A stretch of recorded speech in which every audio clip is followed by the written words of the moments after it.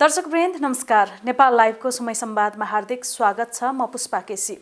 दर्शकवृन्द, नेपाल लाइभको समय संवादमा हामी विभिन्न क्षेत्रमा आबद्ध व्यक्तित्व र विषयका साथमा निरन्तर उपस्थित हुँदै आएका छौँ। नेपाली कांग्रेस केन्द्रीय समितिको बैठक जारी छ। यति नै बेला भातृ संस्थाहरू निष्क्रिय अवस्थामा छन्। अर्कोतिर नियमित महाधिवेशन समयमा नहुने देखिएको छ। जारी नेपाली कांग्रेसको केन्द्रीय समिति बैठक भातृ संस्थाको निष्क्रियता र 14औं महाधिवेशनमा केन्द्रित रहेर नेपाल लाइभको समय संवादमा आज हामी छलफल र बहस गर्दैछौँ। छलफलका लागि हामीसँग हुनुहुन्छ नेपाली कांग्रेसका प्रवक्ता विश्वप्रकाश शर्मा। यहाँलाई स्वागत छ नेपाल लाइभको समय संवाद। लगभग भातृ संस्थाहरू निष्क्रिय राखेको त धेरै समय भइसकेको छ। नेभी सङ्घपछि तरुण दलको कार्यकाल पनि सकिसकेको अवस्था छ। यी भातृ संस्थाहरूलाई पार्टीले किन यति हल्का रूपमा लिएको हो कि यो के हो खास चाहिँ? मैले अझ यसलाई जोडिदिनुस् न। बिल्कुल, तपाईले भनेको कुरासँग म सहमत छु। पार्टीको भातृ सङ्गठनहरूको सुव्यवस्थापनको कार्य जति कुशलतापूर्वक सम्पादन हुनुपर्ने त्यो हामीबाट भइहुन सकिरहेको छैन। तर नेपाली कांग्रेस पार्टीको उपनिर्वाचनभन्दा अलि अगाडिको सेकेन्ड लास्ट होइन, त्यो अघिल्लो बैठकमा चाहिँ हामीले के गरेका थियौँ भन्दाखेरि भने एनपी साउजीको संयोजकत्वमा सबै भातृ र शुभेच्छुक संस्थाहरूको विधानमा एकरूपताको लागि, महाधिवेशन गर्ने प्रक्रियाको लागि, मार्ग प्रशस्त गर्ने, अप्ठ्यारोहरू फुकाउनका लागि, जनसम्पर्क समितिहरूको लागि यी सबै बारेमा एउटा समिति हामीले निर्माण गरेका थियौँ। त्यो समितिले विधानहरू अध्ययन गरेर आवश्यक व्यवस्थापनहरू गर्ने सम्बन्धमा सबै कागजी दस्तावेजहरू अध्ययन गरिसकेर छलफल गरेर तत्त भातृ संस्था छलफल गरेर बनाइसक्नु भएको छ। 26 गतेको बैठक करिबन 4-5 दिन चल्छ। त्यो बैठकमा एनपी साउजी मार्फत पार्टीको यो दस्तावेज प्रस्तुत हुन्छ र सबै भातृ सङ्गठनहरूको बारेमा एउटा तीव्रता कसरी जान सकिन्छ भन्ने कुरोमा हामी भनेपछि यही केन्द्रीय कार्य समितिको बैठकले भातृ संस्थाको विषयमा ठोस निर्णय बाहिर ल्याउँछ। होइन, भातृ संस्थाको बारेमा निर्णय एउटा भइसक्यो। जस्तो कि भने 6 महिनाभित्रमा सबैको अधिवेशन गर भने होइन, पार्टीले त्यो 6 महिनाको समयावधि पनि 2-3 महिना 4 महिना गुज्रिसक्यो। यसबीचमा त्यो कतिको काम भएको छ प्रगति रिपोर्ट हेरिन्छ। यसबीचमा तपाईँको चाहिँ के अरे पार्टीको केन्द्रीय निर्वाचन समितिले मङ्सिर मसान्तसम्म जुन समायोजन गर्ने, त्यसपछि महाधिवेशनको कार्यतालिकामा जाने भनेर हामीले जुन प्रस्ताव नम्बर 2 मा अलि अगाडिको बैठकमा राखेका थियौँ, त्यो विषय पनि केन्द्रीय निर्वाचन समितिले कहाँ पुर्यायो त्यो विषयमा पनि अहिले हामी छलफल गर्छौँ। र यी सबै कुरालाई चाहिँ बडा आवेगमुक्त भएर सबैले साझा दृष्टिकोण बनाएर सङ्गठित इफोर्ट गरेर हामीले चाहिँ काम गरेर जान्छौँ भन्ने मनोविज्ञान बनाउन जरुरी छ। त्यो बनाएर गयौँ भने हामी महाधिवेशनको दिशातर्फ त्यसपछि अगाडि बढ्छौँ। पार्टी नेतृत्वलाई अर्को एउटा आरोप पनि छ कि भातृ संस्थाको विधानमा हस्तक्षेप बढाउँदै लगेको, अनि नियमित महाधिवेशन गर्न पार्टीले चाहिँ सहजीकरण नगरिदिने, विधानमा हस्तक्षेप गर्ने, अनि यसरी मेरुदण्ड नै पार्टीले भाँच्न खोजेपछि दल कसरी बलियो हुन्छ भन्ने चाहिँ पार्टी पङ्क्तिबाटै पनि एउटा आवाज उठेको छ। अब यसो भातृ सङ्गठनहरू भनेको पार्टीका हातहरू। अब हात चाहिँ यसरी चलायो भने मस्तिष्कलाई दोष लाउनु मिल्दैन। हात सही तरिकाले चलाएन भने त्यो त अरूले पनि प्रश्न गरिहाल्छ हैन। झन् के भने पार्टीको हात जसरी भातृ सङ्गठन हो, शुभेच्छुक सङ्गठन हो, तिनलाई चलायमान राम्रो गर्नका लागि मस्तिष्कलाई सोचाइ बनाउने कुरोलाई यसलाई हस्तक्षेप भन्न मिल्दैन। जस्तो तपाईँलाई भन्दै गर्दा नेभी सङ्घको अस्ति सभापतिजीले जो छोड्नुभयो नैनसिंह महरले, उहाँभन्दा अगाडिको सभापति 4-4.5 वर्ष सभापति हुनुभयो, किन नैनसिंह महरले छोड्नुभयो भन्दा पार्टीले नै के कन्सेप्टमा लिएर गयो त भन्दा नेपाल विद्यार्थी सङ्घ विधान बनाउँदा 2 वर्ष राख, 2 वर्षमा सकेनौ भने 3 महिना थप्ने पाउने व्यवस्था पार्टीले थप्दै राख, त्यसलाई पार्टीले 5 महिना पुर्यायो। त्यसपछि त नैनसिंह महर त विदा हुनुभयो। तर फेरि नयाँ नेतृत्व आएन अहिलेसम्म। नयाँ नेतृत्व आउनलाई ढिलाइ गरेको कमजोरीको हाम्रो एउटा पाटो छ। तर पहिलाको प्रचलन हाम्रो के हुन्थ्यो भने 1 वर्षलाई बनेकोले पनि 6 महिनालाई बनेको कमिटीहरू पनि के हुन्थ्यो भन्दा 4 वर्ष गइदिने। 2 वर्षलाई बनेको विश्वप्रकाश शर्माले 2 वर्षलाई मलाई निर्वाचित भएँ म। 2 वर्ष भनेको 365 प्लस सेकेन्ड 365 हो भनेर मैले डायरीमा लेखेँ गैँडाकोटमा सुत्नु अगाडि। नभन्दै दोस्रो 365 पुगेका दिन मैले त्यो 7 दिन अगाडि निर्वाचन गराइसकेर दोस्रो 365 पुगेका दिन त मैले राष्ट्रिय सभागृहमा पद हस्तान्तरण समारोह गरेर सभापतिमा निर्वाचित गुरु घिमिरे र महामन्त्री गगनलाई एउटा गाडीमा हालेर नेवीसँग अफिसमा लगेर राखेर बसाएर माला लगाइदिएर महामन्त्री र अध्यक्ष कुर्सीमा राखिदिएर अनि मैले झ्यालबाट हेरेर ऊ घाम डुब्न लाग्यो। आज म नेवीसँग सभापतिको 2 वर्ष पुरा हो, म बिदा लिएन भनेर महात्मा गान्धी हालेको। त त्यो उदाहरण मैले भन्दै गर्दा किन भनेको भने त्यस पछाडिको कोही साथीले चाहिँ कम समयमै भङ्ग हुनु पर्यो होला, कुनै साथीले चाहिँ 2 वर्ष भनेको 4 वर्ष लानु भयो। तर अहिले सिस्टममा ल्याउनका लागि चाहिँ अहिले कमिटी बनाउनलाई ढिलो गर्नु हाम्रो कमजोरी हो। त्यो चाँडै नै नेवीसङ्घले अब नेतृत्व पाउँछ। तर कम्तीमा पार्टीले अब 4 वर्ष 5 वर्ष जान पाउने नेवीसङ्घको परम्परालाई अन्त्य गर्दैछ नेवीसङ्घकै प्रक्रियाभित्रबाट। र अब 2 वर्षभित्रमा गर्ने, बढीमा 5 महिना जाने, अहिले हामीले जस्तो गडबडी हामीले ढिलो नगरिदिएको भए अझै सिस्टममा जान सजिलो हुन्थ्यो। चाँडै अब हामी त्यसलाई व्यवस्थापन गरेर जान्छ। पार्टीको नियमित महाधिवेशनको कुरा पनि जोडिहालौँ। यो चाहिँ फागुन मसान्तसम्म नहुने निश्चित जस्तै देखिएको छ। यो कहिले हुन्छ 14औं महाधिवेशन स्पष्ट पारिदिनुहोस् न। अब केन्द्रीय कार्य समितिको यो बैठकमा चाहिँ अघिल्लो बैठकमा अघि मैले भने जस्तै दोस्रो नम्बर प्रस्तावमा यो पार्टीको धारा 72 को उपधारा 4 बमोजिम अन्तरिम संरचना निर्माण गरिसकेर अनि क्रियाशील संस्था वितरण गर्ने प्रक्रिया प्रवेश गर्ने र महाधिवेशनको कार्यतालिका निर्माण गर्ने भनेर हामीले उल्लेख गरेका थियौँ।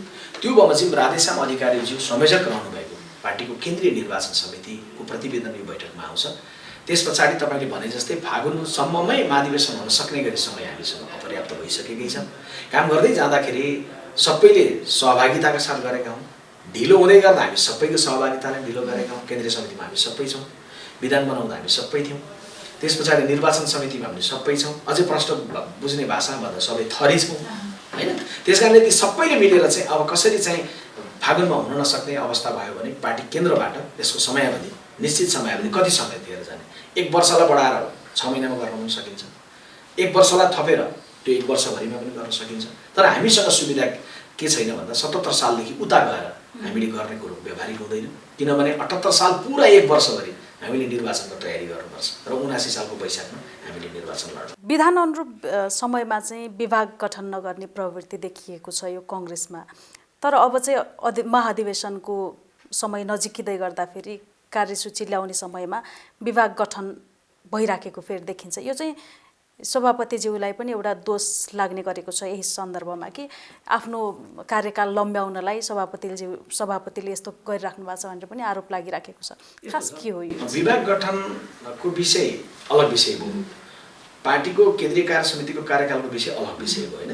तपाईँले भनेको बिल्कुल सही हो। विभाग हामीले 2 महिनामा बनाउनु पर्थ्यो, बनाएनौँ, यो कमजोरी भएको छ। र अब पार्टी चाहिँ महाधिवेशनतर्फ जाने भनेर एउटा प्रक्रियामा पनि जान्छ, प्रशिक्षणमा पनि जान्छ, जागरण अभियानमा पनि जान्छ। तर सँगैमा अब मैले तपाईँलाई भन्दै गर्दा आज मङ्सिरको 23 गते हामी संवाद गर्दैछौँ। यो समयमा चाहिँ भन्दै गर्दा यो केन्द्रीय कार्य समितिको बैठक यही 1 हप्ताभित्रमा 26 गते सुरु गरेर 1 हप्ता 10 दिन चल्छ र यसबिचमै आन्तरिक रूपमा हाम्रा बिचमा परामर्शहरू भइरहेका छन्। हामी विभागहरू पनि अब बनाउँछौँ, नेपाल विद्यार्थी कमिटी पनि बन्छ, तरुण दलको सन्दर्भमा पनि एउटा टुङ्गो हुन्छ, सम्भवतः कार्य सम्पादन समिति पनि बन्ने प्रक्रियामा जान्छ। अब हामीलाई के चाहिँ एउटा जाँगर पनि मिलेको छ, मिल्नुपर्छ, अनुभूति गर्नुपर्छ भने निर्वाचनले पार्टीभित्र अन्तर्विश्वास जागृत गर र बाहिर गति बढाउ भनेको छ। गति बढाउने भनेको महाधिवेशनको मितिको घोषणा गरेर मात्रै अनि म लड्ने कि त लड्ने, म आउने कि त आउने मात्रैलाई गति भनिँदैन। गति भनेको यावत कर्महरू जसमा ढिलाइ गऱ्यौँ हामीले त्यसमा आत्मालोचित हुँदै अब यसलाई सबैलाई सम्पादन गर्न जाने भन्ने हो। त्यसमा हामी यो आफू पक्षीय नेताको व्यवस्थापन गर्दै 14औं महाधिवेशनमा आफ्नो पक्षमा यो महाधिवेशनको मत परिणामलाई आफ्नो पक्षमा पार्नलाई पनि विभाग गठनको चलखेल भइराखेको भन्ने सभापतिज्यूलाई आरोप लाग्ने गरेको छ। यसमा के भन्नुहुन्छ यहाँले चाहिँ? आफ्नोलाई मात्रै व्यवस्थापन गर्ने भन्ने कोणबाट सभापतिले हेर्ने हो भने त विधानले त सभापतिलाई अधिकार दिएकै थियो नि। अलि अगाडि नै आफ्नाहरू भरिदिँदा भइहाल्थ्यो होइन। जब के छ भने यो चाहिँ के भने को आफ्नो को पराया भन्ने हिसाबले कोणबाट हेरिँदैन, हेरिनुहुन्न। सभापति भनेको एउटा निश्चित समूह मात्रै होइन, निश्चित समूहबाट प्रतिस्पर्धी भएर उहाँ सभापति बन्नु हो। तर सभापति भनेको त यो समूह ऊ समूह सबैको सभापति हो। जब सभापतिले न्यायोचित ढङ्गले विभागको प्रस्ताव गर्नुहुन्छ त्यसमा सबैलाई अटाउन सकिने अवस्था बिल्कुल हुँदैन। 28 वटा विभाग छ, हामी 95 जना छौँ होइन। 28 वटा विभागमध्ये कतिपय विभागहरू प्रस्तावित हुन सक्छन् कि त्यो विभाग जस्तो निर्माण उद्योग र निर्माणसँग सम्बन्धित विभाग छ भने उद्योगको फरक, निर्माण फरक हुनसक्छ होइन। भनेपछि त्यो विभागहरू चाहिँ 28 बाट 30 वटा 35 वटा 40 वटै पुग्यो, 50 पुग्यो भने पनि त 95 साथी आँक्नु। तर न्यायिक ढङ्गले सबैलाई समायोजन गर्ने हिसाबले गर्नुपर्छ। गएको उपनिर्वाचनमा तपाईँले सम्झिनुभयो भने 74 सालको निर्वाचनमा सिङ्गो संसदीय बोर्डले टिकट वितरण गरेको त्यो जति विवादास्पद भयो होला, अहिलेको त कम विवादास्पद भयो। संसदीय बोर्ड पनि थिएन। हामी केन्द्रीय समितिले चाहिँ पदाधिकारीलाई जिम्मा लाग्यो, पदाधिकारीको बैठकले सभापतिलाई जिम्मा लाग्यो, सभापतिले एकलौटी अधिकार पाउनु। तर एकलौटी निर्णय भयो कि भएन त, कि न्यायोचित भयो कि भएन त भन्ने कोणबाट हेर्दा त धेरैले न्यायोचित भने। झन् के छ भने सभापतिले अहिले विभाग बनाउने भन्ने सभापतिको अधिकार, सभापतिले आफ्ना भनेर को आफ्ना बनाउने भन्ने कुरो सबैलाई मिलाएर बनाउनुपर्छ। त्यही अनुसारले प्रस्ताव उहाँले गर्नुहुन्छ। अब हामी धेरै लामो समय लिँदैनौँ, केही समय चाहिँ लिन्छौँ यहाँको कि एउटा अलिकति यहाँमाथि लाग्ने गरेको एउटा व्यक्तिगत आरोपमाथि चाहिँ हामी केन्द्रित हुन्छौँ कि यहाँको प्रशंसा पनि भइराखेको छ, अर्कोतर्फ पनि केही आलोचना अथवा आरोप पनि यहाँलाई लाग्ने गरेको छ, कति जानकार हुनुहुन्छ। एउटा प्रशंसा छ तपाईँको कारण चाहिँ कङ्ग्रेस संस्थापनले राहत पाएको छ भन्ने एउटा यहाँको चाहिँ प्रशंसाको रूपमा लिइन्छ। अर्को यहाँमाथिको आरोप छ कि सभापतिज्यूले चाहिँ विषयवस्तुलाई गम्भीर रूपमा नबुझी प्रतिक्रिया दिनुहुन्छ, अनि तपाईँले चाहिँ उहाँको त्यो गल्तीलाई टाल्दै हिँड्ने काम गरिराख्नु भएको छ। यो प्रवक्ता हुन पनि गाह्रो रहेछ भन्ने किसिमले पनि यो कुराहरू बाहिर आइराखेको छ, के भन्नुहुन्छ यसमा? होइन, नेकपाको प्रवक्ताले यदि नेकपाको कुरोलाई सही ढङ्गले प्रस्ट्यायो भने उनलाई आरोप लगाउने कि उसले ठिक गर्यो भन्ने। त्यस्तै नेपाली काङ्ग्रेस पार्टीको प्रवक्ताले नेपाली काङ्ग्रेस पार्टीको विधान, नेपाली काङ्ग्रेस पार्टीको परम्परा, नेपाली काङ्ग्रेस पार्टीको सिद्धान्त, नेपाली काङ्ग्रेस पार्टीको निर्णयको जगमा बोल्ने हो होइन। प्रवक्ता विश्वप्रकाश शर्मा कुनै समूहसँग निकट हुन सक्छ, त्यो विश्वप्रकाश शर्माको स्वतन्त्रता हो। तर नेपाली काङ्ग्रेस पार्टीको प्रवक्ता चाहिँ नेपाली काङ्ग्रेस पार्टीको हुन्छ, ऊ कसैको यहाँ यो समूहको त्यो समूहको हुनु। सायद मैले चाहिँ दुइटै कर्म गर्नुपर्छ र मैले जहिले पनि बोल्न सार्वजनिक भन्ने गरेको छु। बाहिर विश्वप्रकाश बोलिरहेको हुँदैन, अहिले बोलिरहेको विश्वप्रकाश होइन, यो काङ्ग्रेसको प्रवक्ता। जब यहाँ प्रवक्ता बोल्दै गर्दा विश्वप्रकाश गौण हुन्छ, जब केन्द्रीय समितिको बैठकमा म बोलिरहेको हुन्छु त्यहाँ प्रवक्ता गौण हुन्छ, विश्वप्रकाश बोलिरहेको हुन्छ। भित्र विश्वप्रकाश, बाहिर प्रवक्ता, बाहिर प्रवक्ता, भित्र विश्वप्रकाश। त्यस कारणले मेरो जिम्मेवारी नै के हो भन्दाखेरि भने पार्टीले ल्याउने कुनै पनि निर्णयको सन्दर्भमा न्यायसित ढङ्गको अभिव्यक्ति बनाउने कुरामा हो। पार्टीको सभापतिले बोल्नुभएको कुराले कुनै ठाउँमा चाहिँ अथवा अरू नेताले, वरिष्ठ नेताले या कसैले पनि बोल्दै गरेको कुराले पार्टीलाई त्यसले लाभ गरिरहेको छ, त्यसलाई इलाबोरेट गरेर अझै त्यसलाई परिमार्जित गरेर जाने हो। र कुनै बेला के हुन्छ भन्दाखेरि भने नेतृत्वले बोलेकै कुराहरूमा पनि यो भन्दा यो पो उचित होला कि भनेर सजेस्ट गर्ने, त्यो ढङ्गले सार्वजनिक रूपमा प्लिड गर्ने कर्तव्य पनि प्रवक्ताको। चाहिँ प्रवक्ताले त्यो गर्दैछ भन्दै गर्दा त त्यसमा त आलोचित हुनुपर्ने कुरा हो। कसैले देख्नुहुन्छ भने त्यसलाई पनि मैले स्वागत गर्नुपर्छ, सत्कार गर्नुपर्छ। तर मेरो कर्तव्य जे हो मैले त्यो निर्वाह गरिरहेको छु। तपाईँप्रति चाहिँ कङ्ग्रेसमा ठुलो आशा पनि देखिन्छ। तपाईँ 14औं महाधिवेशनमा महामन्त्रीको उम्मेदवारको आकाङ्क्षी हुनुहुन्छ भन्ने पनि सुनिन्छ। आकाङ्क्षी मात्रै हो कि दाबी पनि हो?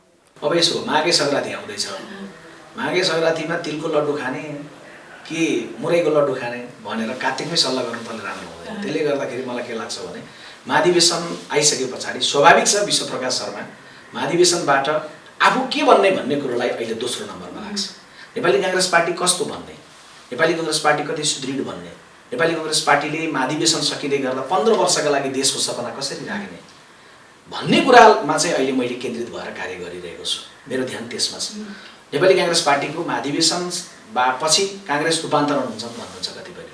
महाधिवेशन भएपछि सारा समस्या समाधान हुन्छ, महाधिवेशनपछि गति आउँछ, महाधिवेशनपछि सङ्गठन राम्रो हुन्छ। बिल्कुल गलत।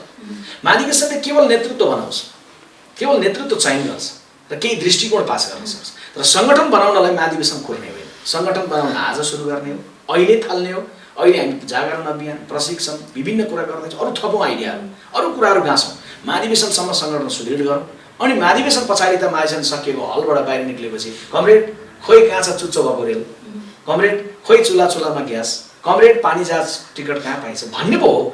मेरो चाहिँ यस बेला सङ्गठन बनाउने कुरामा तर पनि एउटा तयारी त हुन्छ नि त, मानसिक तयारी, मानसिक रूपमा अथवा अन्य रूपमा पनि केही तयारी त भइराखेको हुनसक्छ नि त। भन्न नचाहनु भएको यति भन्ने चाहिँ हो अहिले चाहिँ प्रवक्ताले नभने अप्रवक्ताले भन्ने कुरा छोडेर विश्वप्रकाशले भन्ने कुरामा जाने हो भने यो चाहिँ निश्चित हो।